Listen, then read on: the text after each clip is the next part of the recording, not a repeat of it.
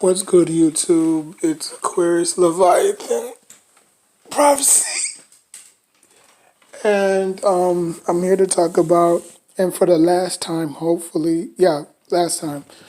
I don't really like to, talk about the same subject over and over and over. So this will be my last time talking about Tom Brady.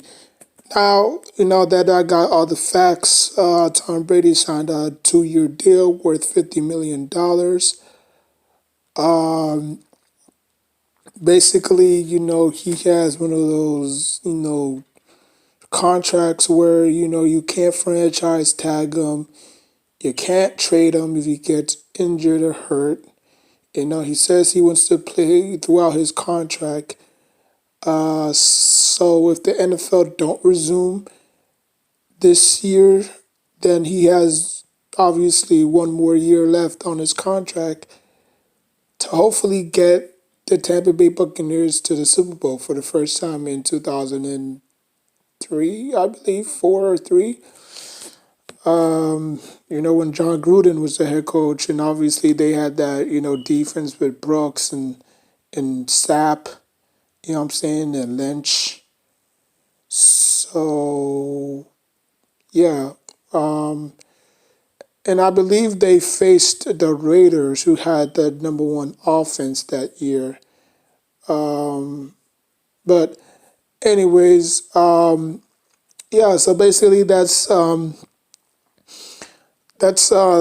his contract. He can't be signed. I mean, he can't be traded. He can't be franchise tagged. He signed a 2-year deal worth $50 million, and yeah, I mean, this is it. You know.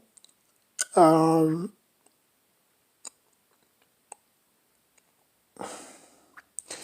listen, I know everybody. I know what everybody's going to say.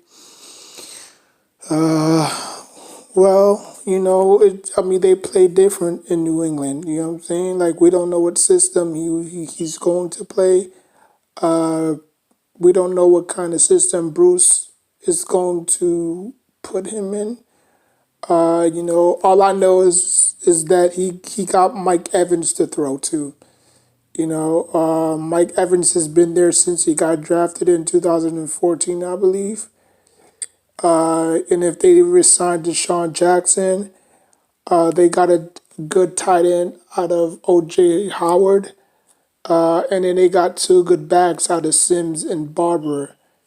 And, if they can beef up their defense, I think they can win about 10 to 9 games. I'm not going to go overboard and say, oh, they're going to win 12 games, 14 games, 15 games. No.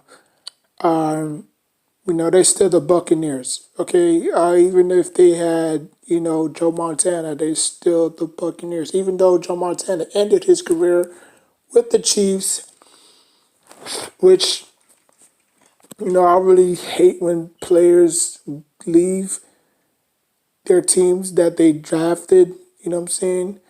Only a select few are lucky, like a Troy Polamalu or a Ray Lewis or Ed Reed. You know what I'm saying? Or Sean Taylor, rest in peace, Sean Taylor. But those are the few that's lucky, or Lawrence Taylor, you know what I'm saying? Those are the few that's lucky to, or Michael Strahan, you know what I'm saying? Those are the few that's lucky, to retire, to start with their team and to retire with their team. Notice I never said any quarterback. All I said was defensive players. Okay, if you want to count Larry Fitzgerald, I mean, obviously Larry Fitzgerald is probably going to retire as a Cardinal. But other than that, I can't really see, nobody else. Like as big I am as a as a Saquon Barkley fan, I don't think he's going to finish his career with the Giants. Now, I might be wrong, but, in today's climate, in today's NFL, in today's sports, nobody's, like, nobody's faithful anymore. You know what I'm saying? I feel like they just use you up, to put money in their seats, to put money in the seats, and to put money in their pockets. I think the NFL doesn't really care about your well-being, because if that was the case, they would have bumped up the revenue to 50% and not 48% or 49%. That still baffled me and be like, wow, like, be y'all selling y'all bodies, y'all putting y'all bodies on the line for chump change. Well, not really chump change, but like if the NFL really cared, they would have bumped it up to 50%. 50% won't hurt. Like you already cut three preseason. I mean, you already cut preseason games down to three instead of four. So now y'all probably adding another season that's 17. Might as well make it 18 games. You know what I'm saying? Plus, you got Thursday night football. Oh, you can eliminate that. You got Monday night football. You can eliminate that. You know what I'm saying? So, and the Bucks is gonna have a lot of primetime games for the first time. Because if Tom Brady were like the NFL really picks and chooses who they want to represent, their brand. I know it's the Shield, but obviously all 32 teams make up for the brand. And like look how many games the Browns had last year, and the Browns was garbage. You know why? Because it's all about marketing. You know what I'm saying? Like the Giants was not even that bad last year, but at least they could have gotten some TV time. But if you're not a team that's that's in the headlines a lot or not in the news a lot, they're not gonna pay no attention. You know what I'm saying? Just like how the Dallas Cowboys play every Thanksgiving. How Dallas Cowboys is always in the news. Always in the news. Browns always in the news.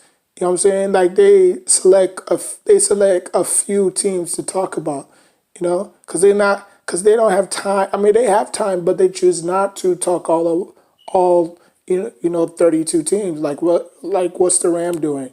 You know what I'm saying? Like they usually focus on the negative more than the positive. You know what I'm saying? Like it's like any kind of business. It's a dirty business. You know what I'm saying? To survive, to feed your family, you gotta be consistent. If you're not consistent, you're just gonna drift around team from team to team, no matter what position you play. Because it's easy for punters to make teams than it is for a running back.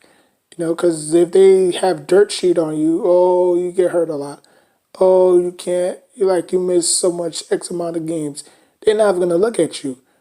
But if they see like a Justin Tucker or Nick Novak, you know what I'm saying?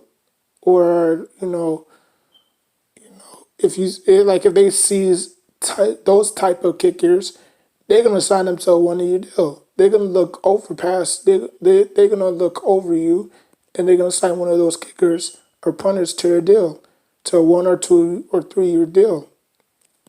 Because they think that they think, you know, they could get more production out of the punters and kickers than you are.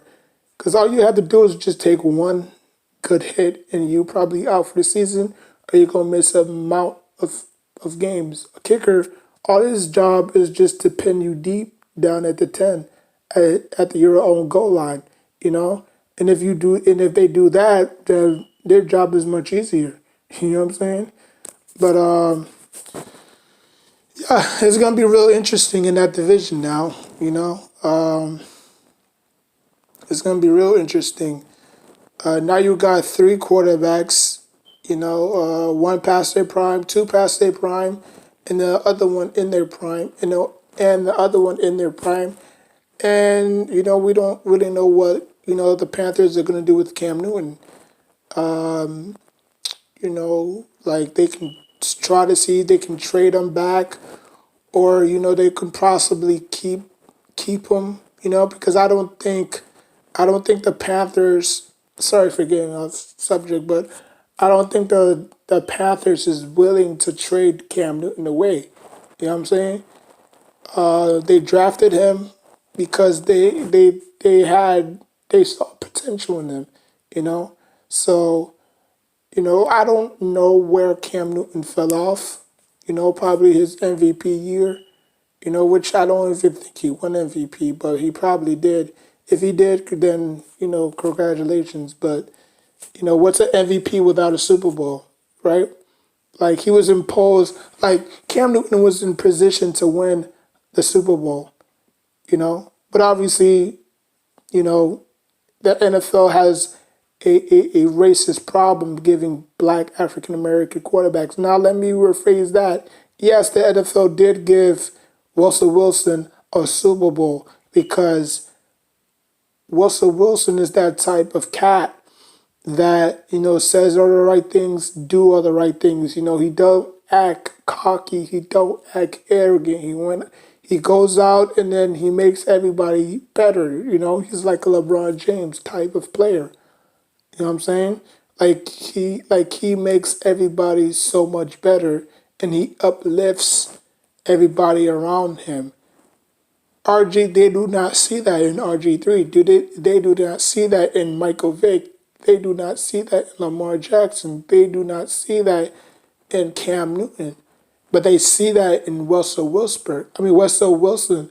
Because if you see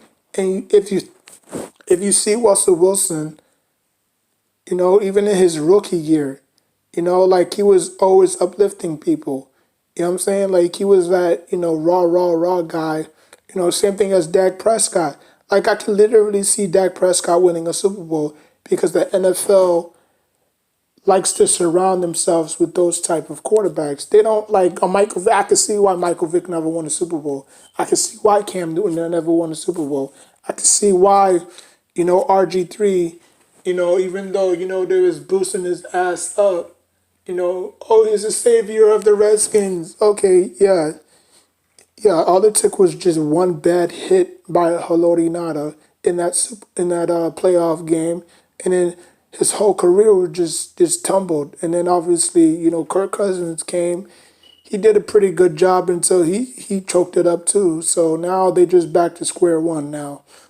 Picking quarterbacks off a tree and hoping and praying that you know